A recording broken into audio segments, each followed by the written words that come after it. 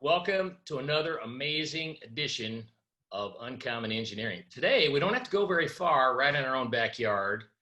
Four-time Big West champion coach Jen Gross, an Aggie herself, in the Aggie Hall of Fame here, doing an amazing job.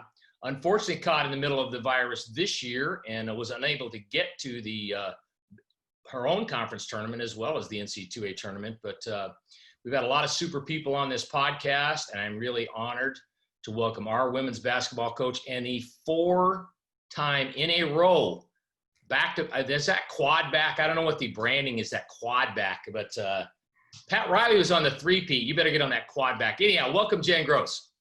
Thanks, Dan. I appreciate it. I've enjoyed watching the podcast and all your amazing guests so far. So I'm honored to be asked to be a part of it and excited to chat a bit.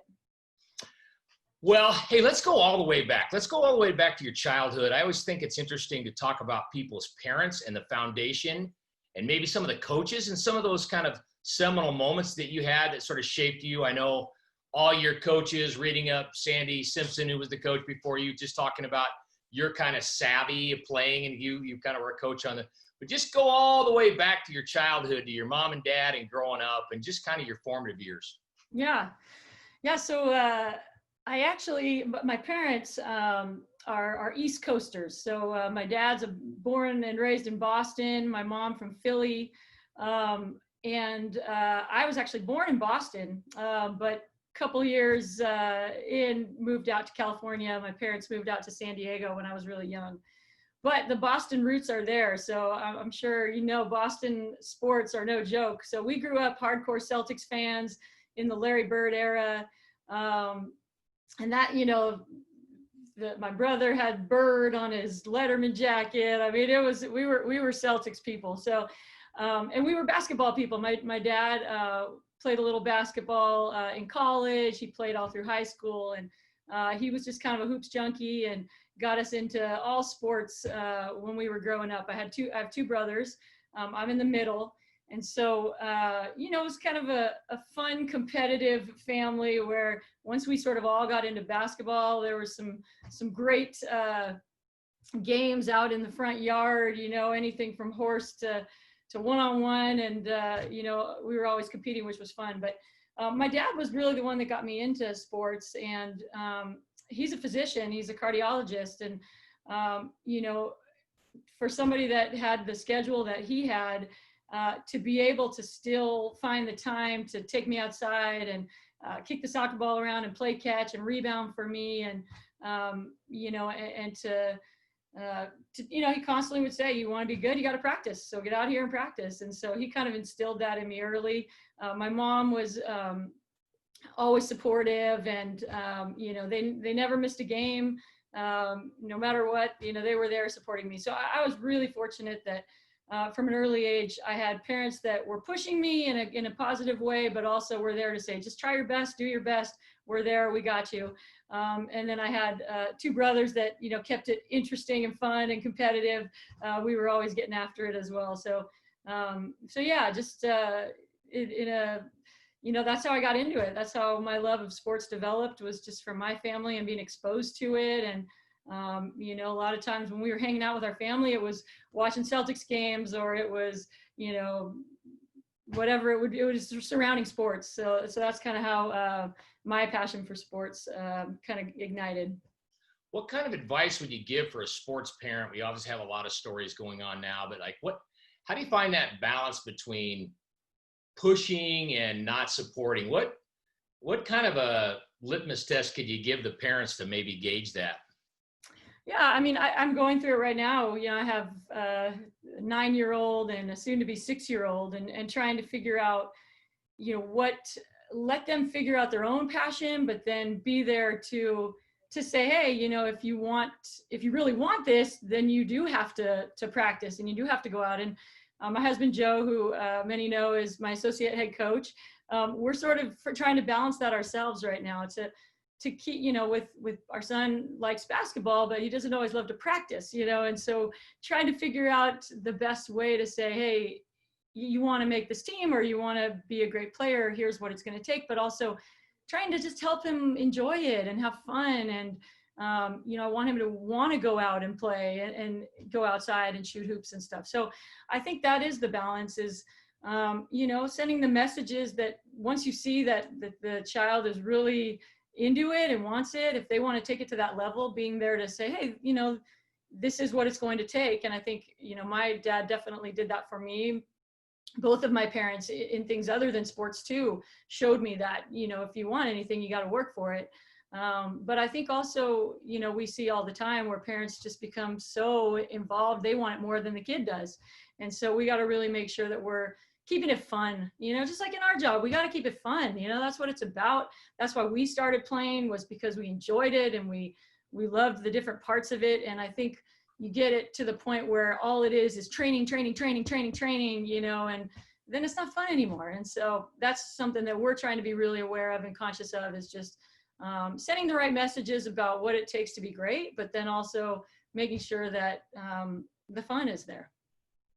Well, you've obviously hit the sweet spot here at Davis, obviously the last 4 years winning the conference. And I think I told you this before, but sustained excellence is really impressive, and it's harder. It gets harder as it goes along. And people always hate the Yankees, or they hate Duke, or they hate anybody, the Patriots. They hate anybody that has sustained excellence. They want the underdog to kind of come up there. But I always kind of appreciate what it takes to stay on top. And talk a little bit just about your philosophy with that. And I'm sure, just like all of us, you're kind of reshaped, but you're kind of in that sweet spot.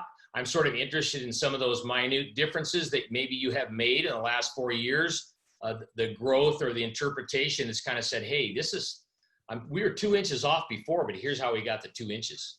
Yeah, it's interesting. You bring up the underdog story. I do think everybody loves that, but in our program, we've kind of embraced the front runner mentality, and really having that target on our back and knowing that we're going to get the best from everybody every single night, and loving that, that part of the competition. I think, I was really fortunate. I got a chance to be around some really great coaches. I got a chance to play for Georgia Hohen here at Davis. Sandy Simpson was my assistant coach. He recruited me here, and then he recruited me a second time to come back and be his assistant coach as we were kind of taking this program through into the Division I era.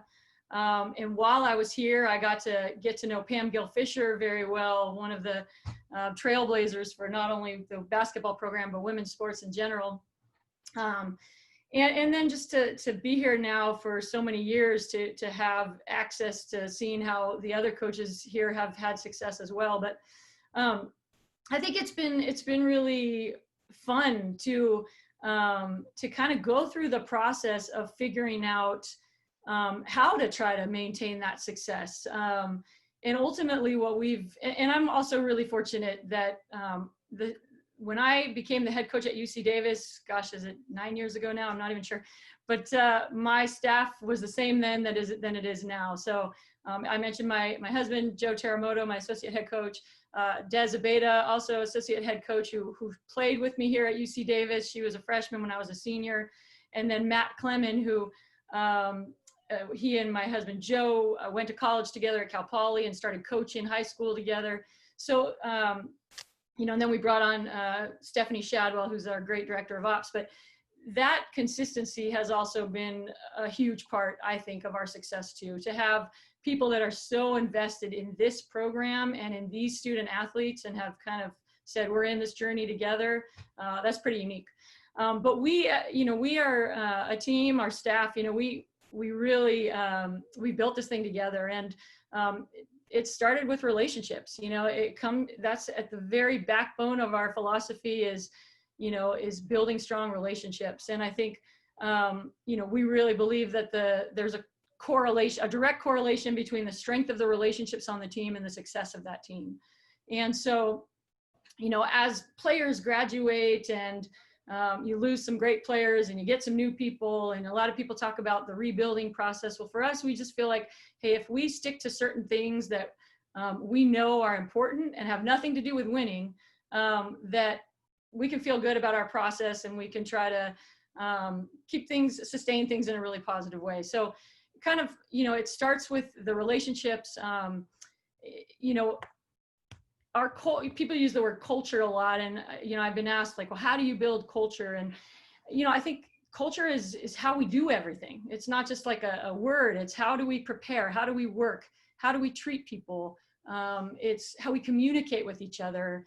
It's how we approach every single day, how we deal with adversity. And so we have some core values in our program that, I know for you guys and for Coach Soker, it was the trust, unity, togetherness.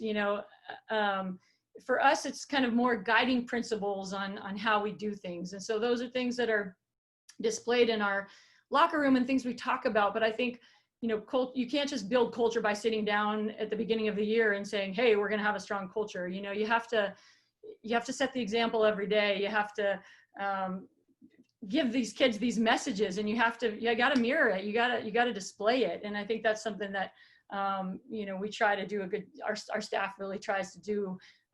We try to really consistently be thinking about that all the time. And we're real big on team building. We probably work on team building just as much as we do jump shots and defense and closeouts and anything. And a lot of, I'm always trying to pick people's brains about how they strengthen their culture. And so, when I ask other coaches, well, what do you guys do for team building? A lot of them will say, oh, we do team dinners and we go bowling or we do this and that. And, we try to take that a step farther, and we really try to incorporate our core values into our team building. And we try to think about, well, what are things that either messages that we want to get across, values that we want to strengthen, concepts that we want to help our kids learn. And then let's think of a fun way to incorporate that, So give you an example. A couple years ago, we talked about just the concept of mindfulness and self-awareness. And Joe, my husband, he made a good point that, yes, we coach these kids, but they're their first coach. Right? So as soon as they take a jump shot and they miss it, whatever they're saying to themselves in their mind is what the first thing that comes to their mind. They're their first coach. So they have to be aware enough to self-correct without having a lot of emotion into it. And so a couple years ago, we did a team retreat, and we kind of identified a few different things that we wanted to talk about, and self-awareness was one of them. And so what we did was, we had a couple little mini keyboards that we took with, and we divided the team into 4 groups. And we said, 2 groups, okay, you guys go over here. They didn't know that the other 2 groups had the keyboards. And we said, all right, all 4 groups, you need to write down the notes to Mary Had a Little Lamb. And so the 2 groups without the keyboard were like, well, I don't know, how do we do, so they're trying to go through in their head and figure it out. And of course, the 2 groups with the keyboard, they were able to figure it out a little bit more quickly. And so,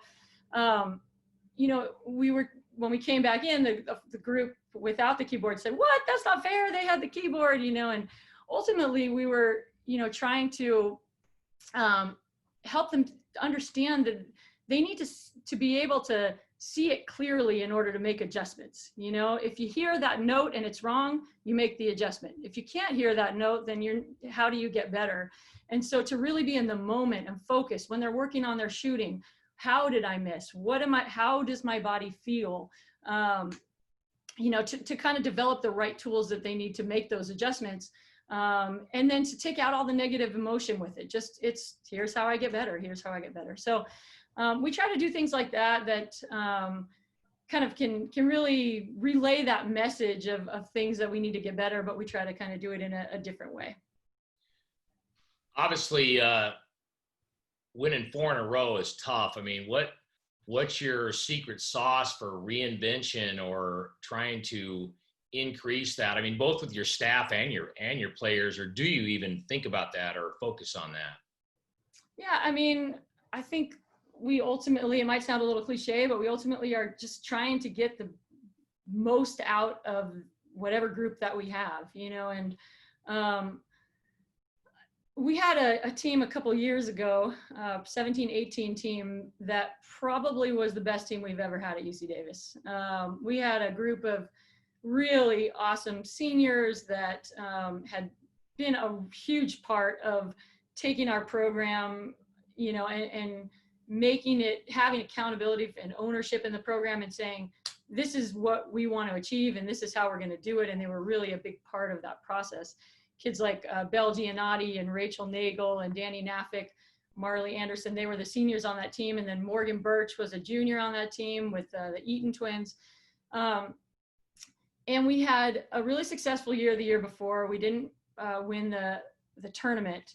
And so we came into that year and it was NCAA or tournament or bust. You know, it was like, none of this matters. It's, we are winning the tournament. We are making the big dance, you know, and I think we recognized that early as a staff that this could be a little bit of an issue. We have to focus on keep them focused on the process. And we felt like everything we did, just, it wasn't enough. And it got to the point where there was pressure and there was a lot, you know, when we won, we were supposed to win. And if we weren't playing as well, there was, you know, there became that pressure of like, gosh, we got to be playing well at the end of the year. And we made it to the championship of the Big West tournament and we lost. And, you know, we faced a team that was hot, had to win 4 games to win it, Cal State Northridge. And it was brutal. I mean, it was the hardest loss I've ever had in coaching, because I had this group that was so invested and put their hearts and souls into it, and they didn't achieve that. But it was probably also the biggest learning experience for me in the way that I could approach. I mean, I think the reason we won the next year was because we were able to say, look at what happened. You know, we put so much pressure and we focused so much on the result that we didn't achieve, you know, and really, if we just focus on the process and having fun and developing strong fundamentals and building a great team, and, you know, if we can do that, we're going to get there at the end. We're going to feel ready. We're going to feel prepared. We're going to feel confident. And then we're going to have to just live with whatever happens. And I think that approach, you know, we got down 17 points in the championship game the next year, and yet our players were still kind of loose and feeling confident and said, we're winning this game. And so I think, you know, as a coach, that was really eye-opening to say, wow, you know, we do have to make sure that as coaches, we're living that. We're not focused on the outcome or what we can do. You know, let's take it a step farther this year or this year. It's just, let's be the best that we can be. And I think that's helped us to have success. And you know, it's been cool to see the growth. This year's team, we had a lot of young players and struggled early, and to just see the buy-in from them and just keep, you know, when I had meetings with them at the end of the year, they said, Coach, this is a team that I feel like I've never seen as much growth as I did with this team. And, you know, it wasn't about winning a championship. It wasn't about, it was just about, let's just be the best we can be. So that's kind of our approach. And like I said, it might seem a little cliche, but that's who we are. And we just focus on, you know, getting better every single day. And that's kind of worked for us. And that doesn't mean we don't, you know, like our players can't say, hey, we want to win this, or we want it. That's fine. You can talk about that. And if that's what motivates you, that's fine. But we're really going to focus on the everyday process of just getting better. You mentioned Morgan Burch, who got drafted into the WNBA after the previous season, and was it biomechanical engineering? What was her unbelievable major? And biomedical. Just interested in how you foster that, how you promote that, how you handle that. Just really interested. And that's just an unbelievable accomplishment. What a major, and then to be drafted in the WNBA. Yeah, what a cool story. I mean, Morgan Burch, so out of high school, she had one Division I offer, UC Davis. She was just kind of came along a little slower, you know, and through high school. And she was one of those kids who had the frame, but just never really put it together, never really had the coach, you know, I think didn't have anyone working with her specifically to help her figure it all out until later. I've told this story before, but you know, she wasn't even really on our radar, because, you know, she wasn't really putting numbers up in high school. And we got a video from another kid, like a 5'2" guard, who sent us this video, who wasn't even on her team.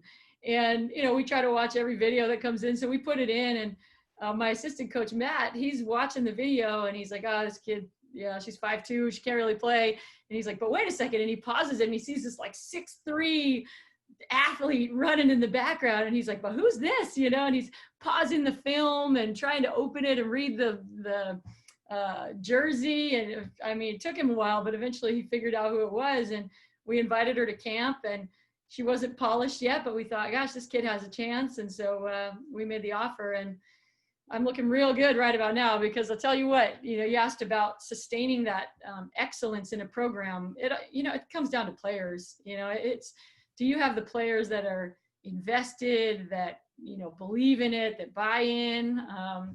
And if you do have that buy-in, then, you know, I think some special things can really happen. But with Morgan, yeah, she just, it took us about, we said, let's redshirt her because we think she can be pretty special. She's not quite there yet. We want to have that 5th year for her to showcase that. But halfway through her freshman year, I mean, we were looking at each other like, we're the dumbest coaches in America. She could be helping us win a championship right now.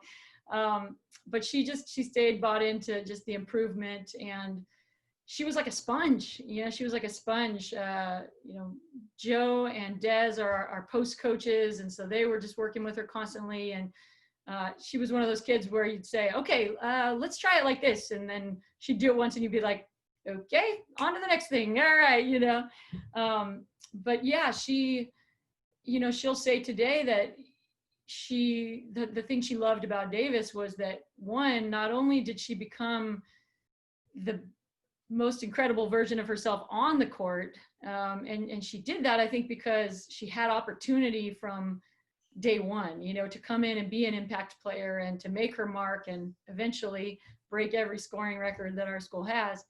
But also to be able to be a biomedical engineering major, and, you know, not to be at a school where they immediately say, sorry, you can't do that, or, you know, that's going to be too difficult. And we had to make some sacrifices for sure. You know, she had to take a class that overlapped or did this, you know, and that's what we do, right? That's who we are at UC Davis. I think all our coaches agree, like, you're here to be a student first. So, but to see her, it was not easy. It was not easy. And you know, what's crazy is, so the NBA draft happens in April, and then training camps start in May.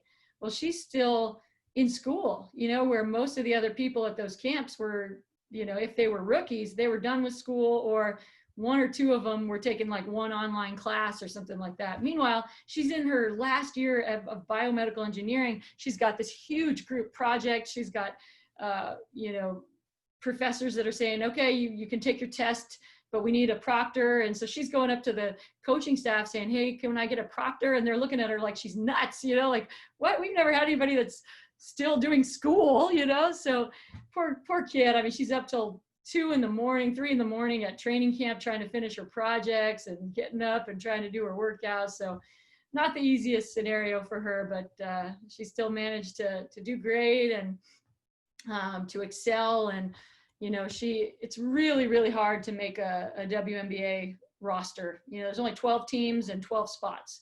So you got 144 spots. You got people that have been playing, you got rookies, you know, all the people that got cut the last year that now went overseas and are more developed. And so she's kind of on that path. She played in Russia this past year, which was the top women's league in the world, playing against people like Brittany Griner, other WNBA players every night. And she finished in the top 10 in scoring in that league. So she did get another invite to camp this year with the Dallas Wings, but everything kind of got put on hold, so she wasn't able to do that. But pretty impressive story, and someone who, when you talk to her, you're just like, she's the coolest kid ever. You know, she's just the nicest teammate.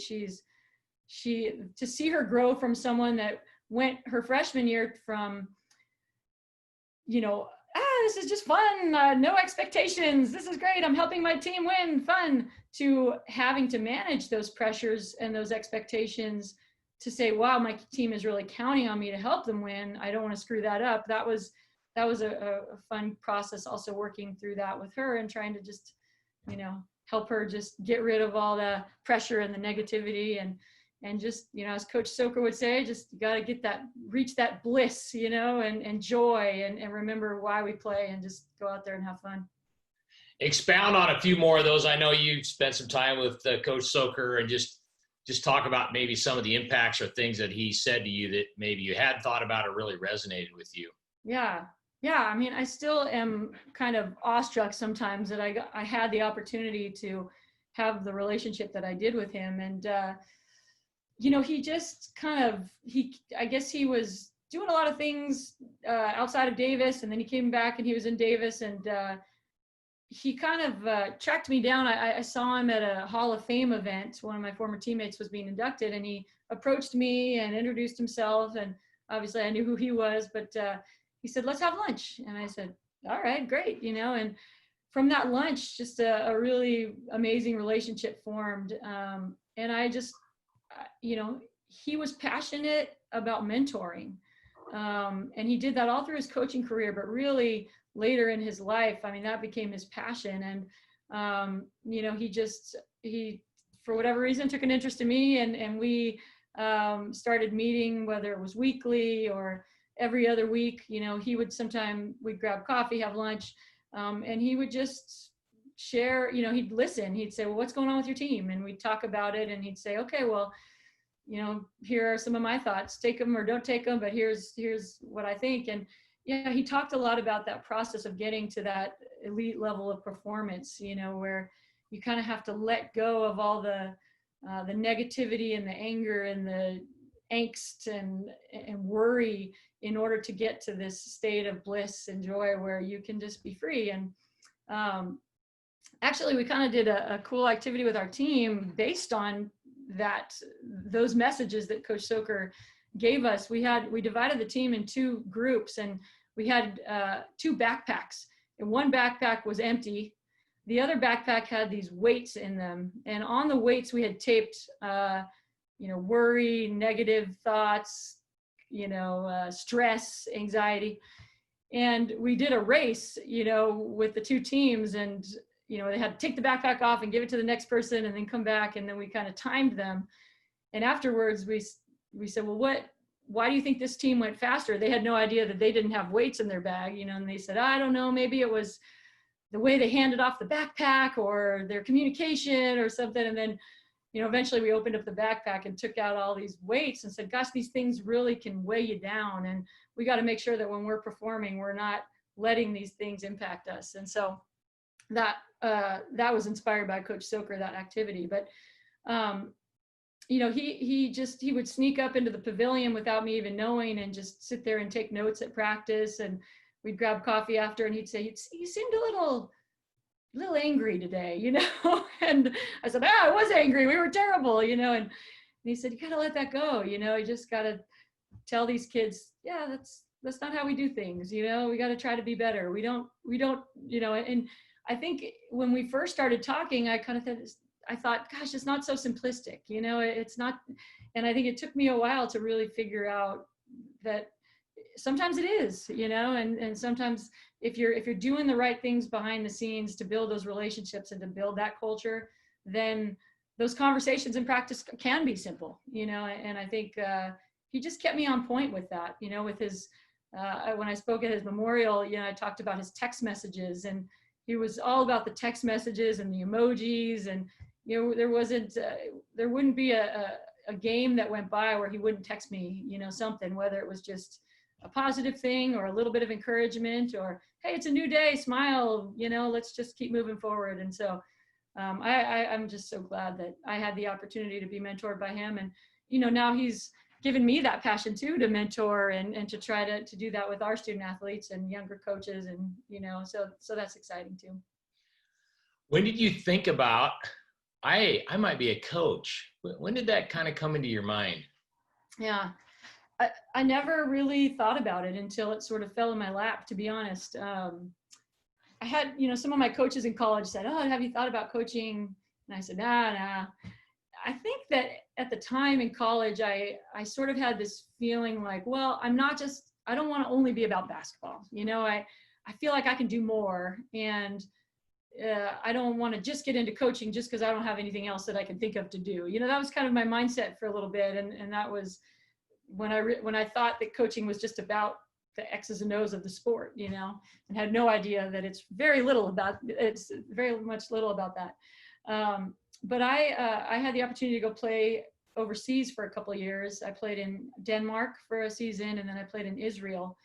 And I got to the point where I was kind of ready to be home, and just kind of had some injuries and was a little tired. And I came home, and I wanted to get into sports marketing. And so I thought that would be a good way to kind of combine the passion for sports, but in a different capacity. And so I was lucky and got an internship, which turned into a job with a sports marketing company in San Diego. And while I was doing that, I went and watched one of my old high school games.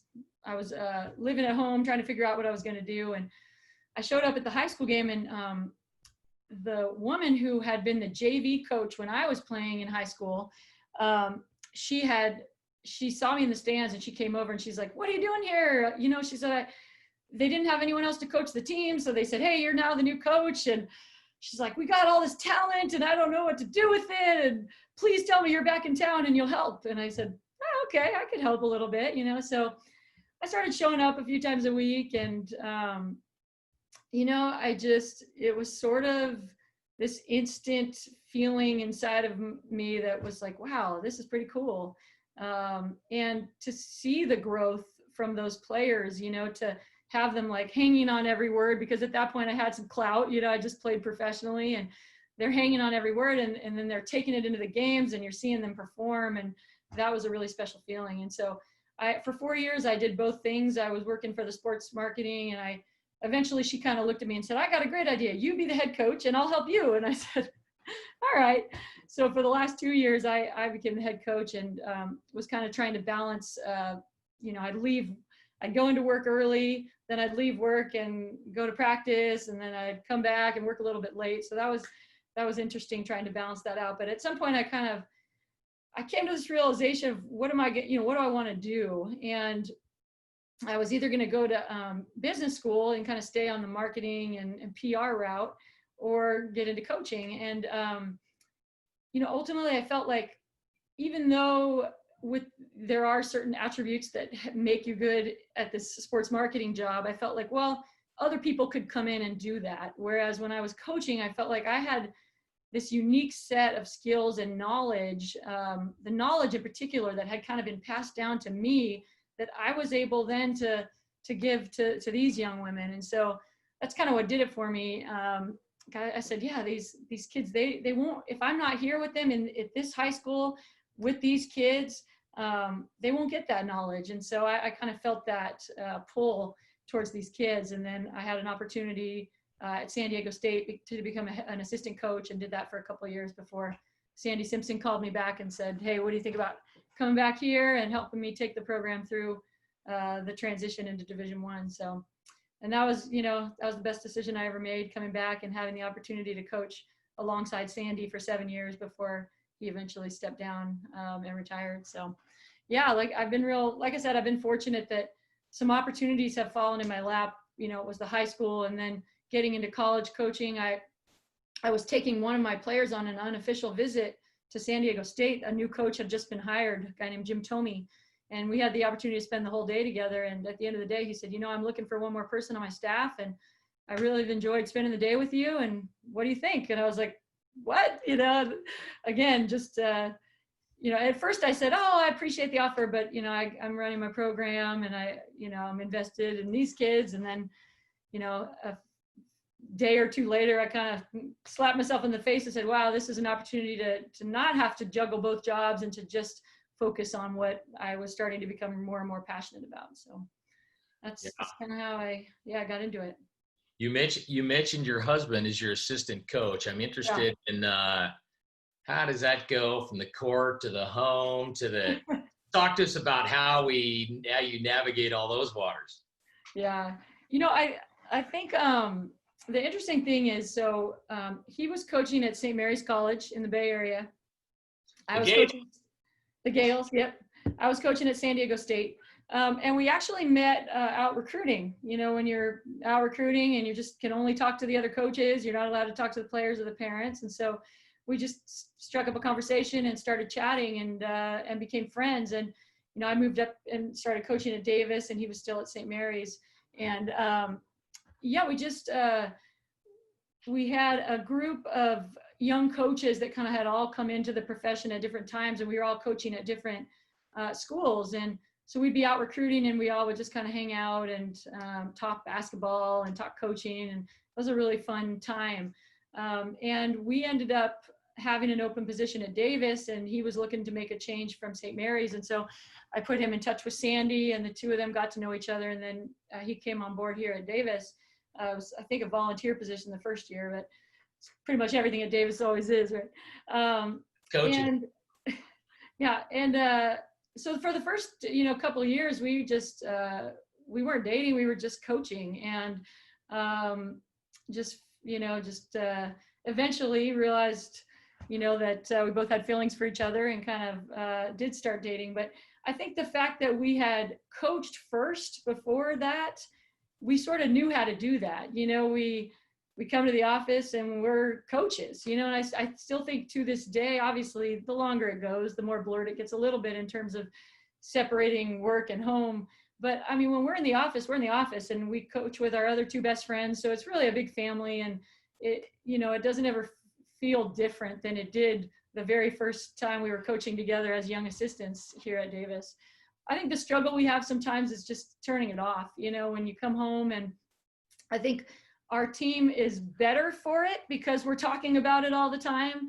But I also think sometimes for us, we are not necessarily better for it because we just, you know, we're always thinking about it. You know that as coaches, we're always thinking about how we can be better and do more. And so, yeah, sometimes we have to say, I'm done. And I think we have a great relationship in that we can kind of sense when the other person is done, and we're just like, yep, all right, I got it.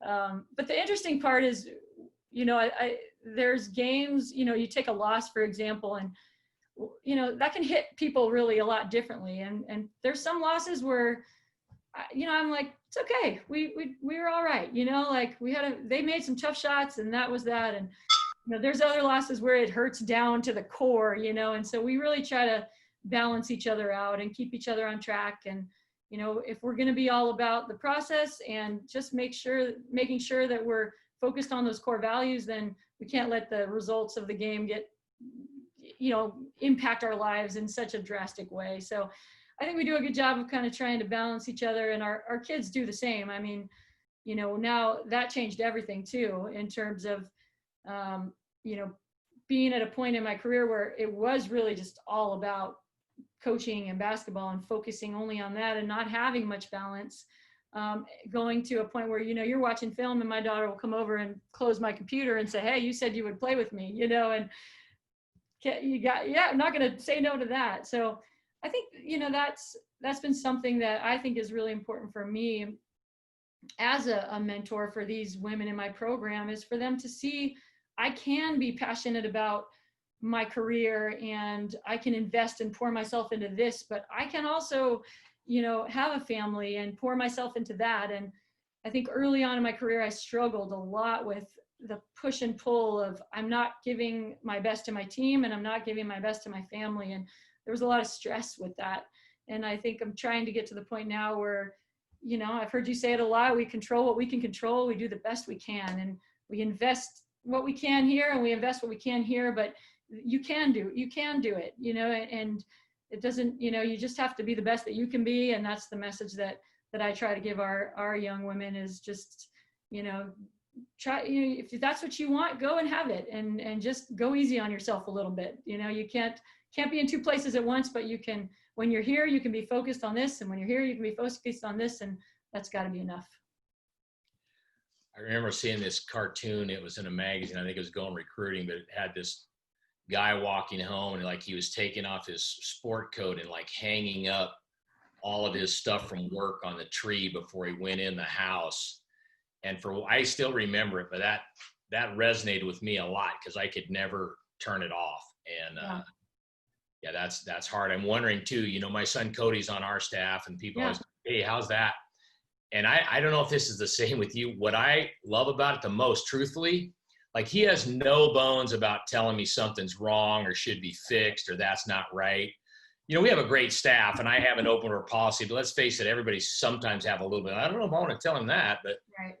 I'm wondering if that happens with you guys too, where they're just like, hey, look, this is how it is. And just, there's more of a frankness to the discussion.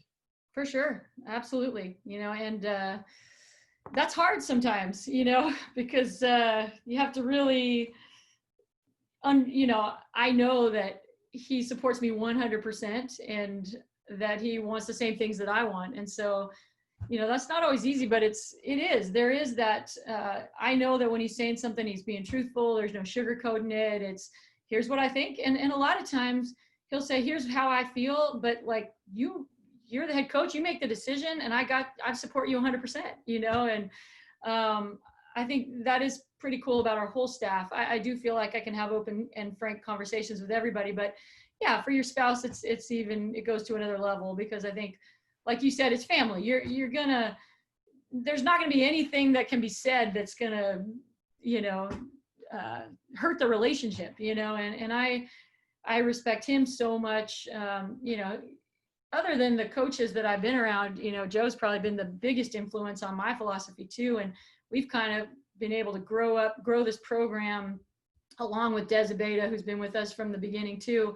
The way that, we bounce each other ideas off each other all the time, but really it's all of us and we're all kind of infused into that. And I think Joe kind of keeps the ship going the right way. And, I'm sometimes a little more emotional and should we do this or should we do this? And it's just kind of always comes back to like, no, we're just keep moving in the right direction. And so I think, he's great at that piece. And I think like I said earlier, we just kind of complement each other, but we are able to have those honest conversations that are sometimes hard and still to walk away saying, okay, let's move forward and we support each other. So you mentioned before about Morgan getting on hold, and I mentioned you guys, your season got put on hold and weren't able to go to your own conference tournament. And I mean, how are you handling things right now with your squad and how's that going? What's your method of operation? Yeah, it was abrupt. It was challenging, as much as I talked early about just, we're really trying to enjoy the process, which I think we did with this team. You're starting up in August with kind of this one weekend in mind where you're kind of working towards that a bit and to have put ourselves in a position where we felt really confident and felt like we were playing our best basketball going in. That was tough, and my heart breaks for the seniors who didn't get to have that moment. So that was, I think, just emotional for everybody, to be honest. We were in the middle of practice when we found out. We were about to, right from practice, take a shower and go and get on the plane and head down to Anaheim. So we had just finished up practice and then we found out there's no tournament. And so I think there was just there was a lot of tears and disappointment, obviously. But at that point, we still hoped maybe there would be an NCAA tournament, and because we won the league, maybe we'd be sent. So we sort of all went our separate ways, and I said, I'll text you as soon as I hear anything. And then an hour later, I found out it was all canceled. And so, we didn't, and then because finals were canceled, a lot of the players said, hey, can we go home for a few days? And I said, yeah, I guess so. We didn't really even get to have that moment where we all sort of came together and were there for each other. And, we did a little bit after the practice, but I think that was hard. So we tried to connect via Zoom as quickly as possible and just kind of, just connect, just be there for each other and talk some things through. And, but honestly, after basketball season, I know some programs, they take a week off and they're right back into it. For us, we take at least a month off, sometimes more than that. We really feel like our players need to recharge. They need to not see us for a while, and they just need to be students and, focus on other things. And so, other than, once we take a month to 6 weeks or so, then we start getting in the gym and training a little bit. And so we obviously haven't had the opportunity to do that, but we've stuck with our team building sessions. We've been doing stuff where, once a week we talk about some of our values in a fun way. We played some Pictionary where all the clues had to do with communication. It was cool. Actually, our seniors put together the activity for the whole team. And so, yeah, all the clues were tied into communication somehow. And at the end, they had breakout groups where we talked about, how our team next year can be an elite communication team. And that was something that they wanted to really hang their hats on. So things like that, we're just finding a way to be there and be present in each other's lives. But we're not doing much other than that, in terms of the basketball piece. And honestly, I don't think it's the worst thing. I think everybody's itching to get back. But these kids, they never take a break, and for us coaches, we don't take a break either. And so while the situation is terrible with the coronavirus, I think that it's given us a chance to just kind of take a deep breath and I don't know how you feel about that, but I know for us, it's been kind of a needed break it's a grind all the time. And it's nice to be able to step back and take a deep breath. And I think for our kids too, their bodies are healing, their minds are healing a little bit. And I'm hoping that when we can come back, they're going to be in a place where they're excited, they're really excited to come back because they haven't had the opportunity to be on the court for a while. I'm interested in how you've dealt with your team and just talked about all the racial strife and tension going on right now. What's been your take there? Yeah, it's terrible. It's really terrible. I started out by just reaching out to our African-American players and just having a conversation with them about how they're feeling and how they're doing and how their families are doing, and just trying to understand from their perspective what they're going through right now. And, then touched base with all of our team members just to, for the non-African-American kids, just to reach out and be an ally and be there to support, our teammates. And we're going to have a conversation with the whole team at some point here. We're in the middle of getting ready for finals, so it's a little tricky with everybody has a lot on their plates, but I just want to be able to have open dialogues on our team. And, something that I talk to our players about is we might feel a little helpless right now in terms of like, how can I help change the world? And, I said, well, let's just start with our team. Let's start with our team. And then let's branch out into our department and into our communities. And we kind of go from there. So, we're just right now I'm just trying to listen and support and stand up and just be there for our players right now. And in the meantime, I'm trying to just read and gather information and knowledge, and trying to be the best ally that I can be for our community and for everybody. So it's going to be a long process, but I want to make sure that our program, we promote equality and inclusivity and respect, and I want to make sure that we're doing everything we can to make sure that those aren't just words, that we're really we are a program that embodies that and that is doing everything we can to help create change, and to help stop the social injustice that's going on. So that's kind of where we're at. You mentioned reading. Coaches are always reading. What kind of books you chewing on these days? I know you got 2 or 3 you're working on. Yeah. Let's see. I just in the mail got a book called Burn Your Goals. Have you heard of it? No, but I'm going to write it down. Yeah. Wait, now I'm going to have to. Burn Your Goals. Yeah, it's Joshua Metcalf, the one that they did the chop wood, carry water, I think. Oh, yeah. Well, I was listening to a podcast the other day, or it's been a few weeks now, and the coach was talking about how, and this I think happened to me my senior year of college, where we had come so close to making that Elite Eight. In Division II, it was the Elite Eight, not the Final Four. And we had gotten, from my freshman year to my junior year, we had gotten closer, made that championship game, but lost in the championship. And my senior year, we ended up winning and getting to go to the Elite Eight. And this coach was talking about how his team, same kind of thing. They hadn't made the NCAA tournament. It was NCAA tournament or bust. And the whole year it was like, that's what's, and I talked about this with our team too. Unfortunately, it didn't work out as well, but their team did end up making the NCAA tournament. But in the first game, he and his staff felt like, wow, we have a really good chance to win this first game. But he felt like his players were sort of like, ho hum, we achieved our goals and we did it. And he said they got smashed in the first round. And he thought a lot of that was because the goal was to make the tournament. And for us too, it was like the goal was to get to that Elite Eight. You know, could we have won the national championship that year? We could have.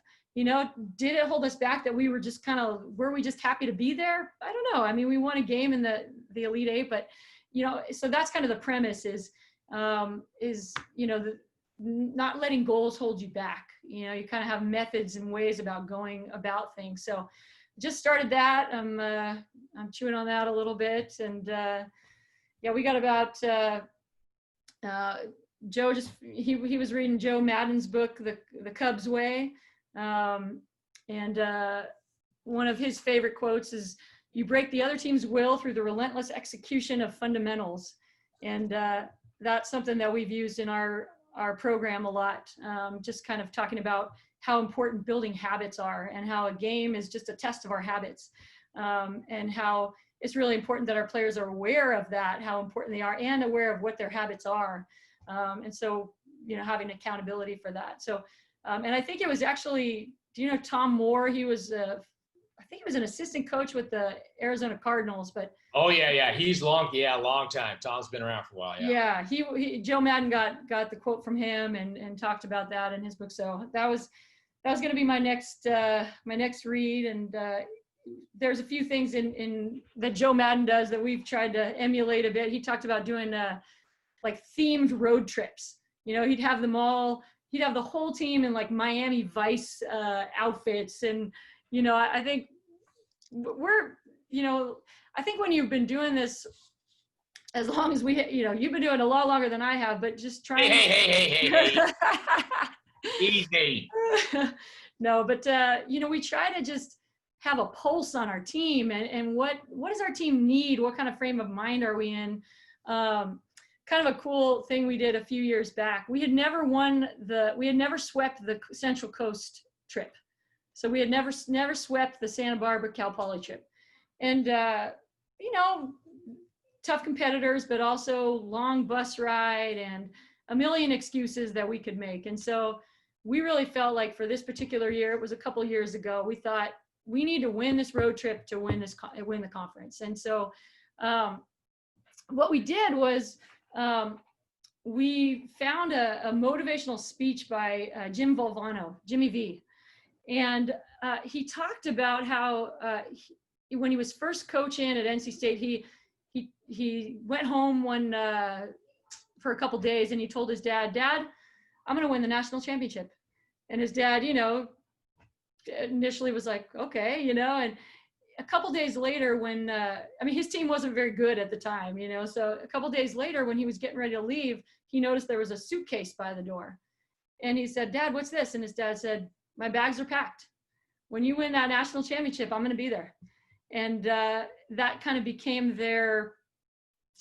his dad's way of saying, I'm with you. I believe in you. And so what we did was we asked our team what were maybe like, you know, 10 or 12 different things that we needed to have to win on the road, you know, and they came up with all these, you know, unity and having a chip on our shoulder and whatever it was that, you know, they came up with those words. And then we assigned one of those words to each player, and the player had to get up in front of the team and kind of give an example outside of basketball that kind of illustrated that concept. You know, one player talked about unity, and so she described the way that birds fly in a V formation and how it's like aerodynamic and how when they all are on the same page, it's like seamless. And so that, you know, they each did that and they printed up a little, you know, for hers, it was a little formation of the birds. And so we had created a little suitcase out of, you know, like a folder and some paper.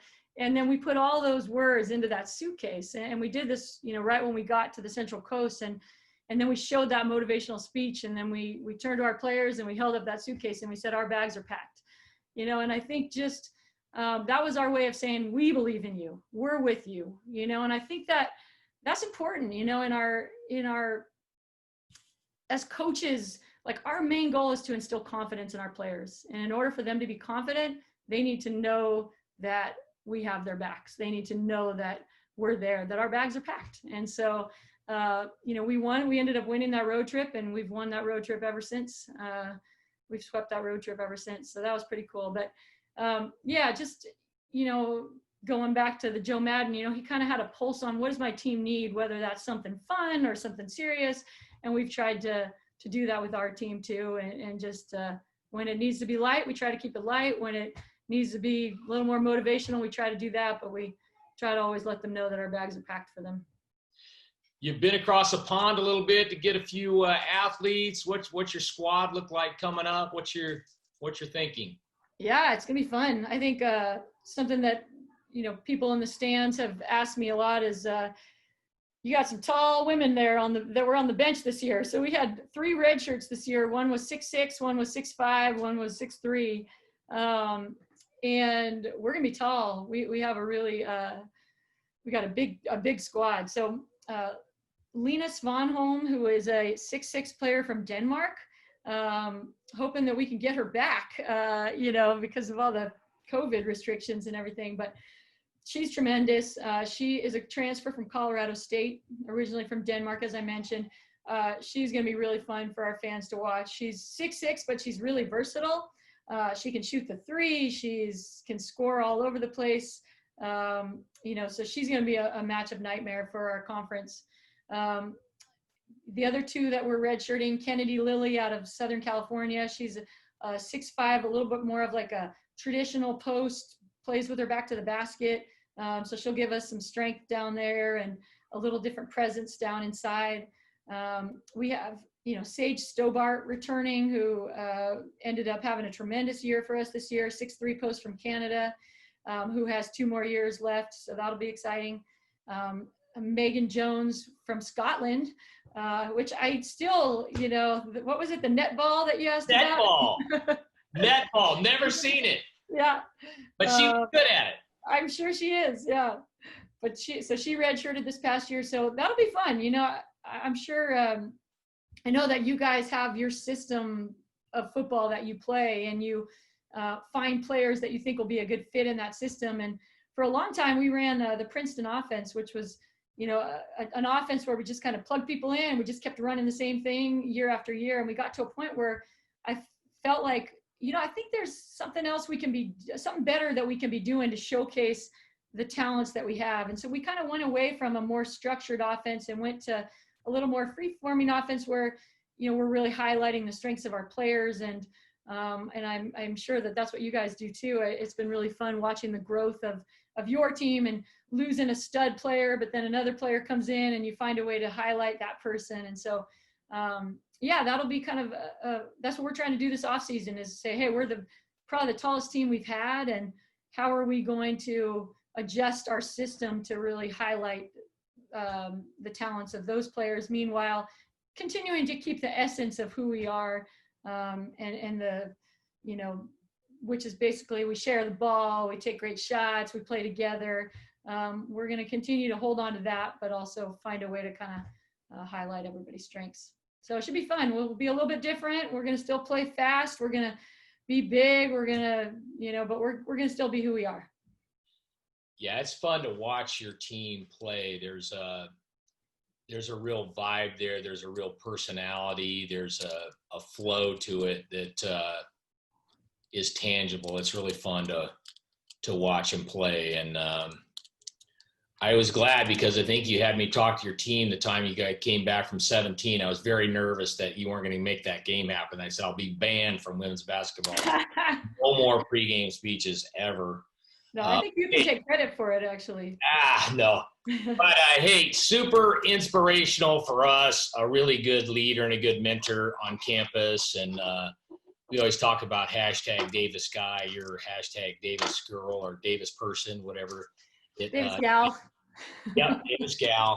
But Coach Soker would be proud of you too. I've actually told some people, I said, if you watch Jen coach, she'll remind you a lot of Coach Soker. But really appreciate your time this morning, and looking forward to see you in person and getting back on going here. But anyhow, we love you. We're proud of you. And I don't know what it is. Quad. You got to brand it. Pat Riley got some money off that three-peat. You got to get quad something. I don't know. Yeah, got to start working on that. Well, I just also want to say I appreciate you so much, and that's quite a compliment what you said about Coach Soker. And it's just been fun having you back. And I've been here now for a while coaching, and just the excitement around the athletic department. A lot of that.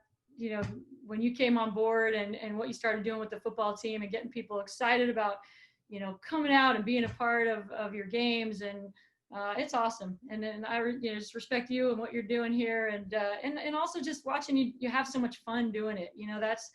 That's what I love. It's like, it doesn't have to be so serious all the time. We can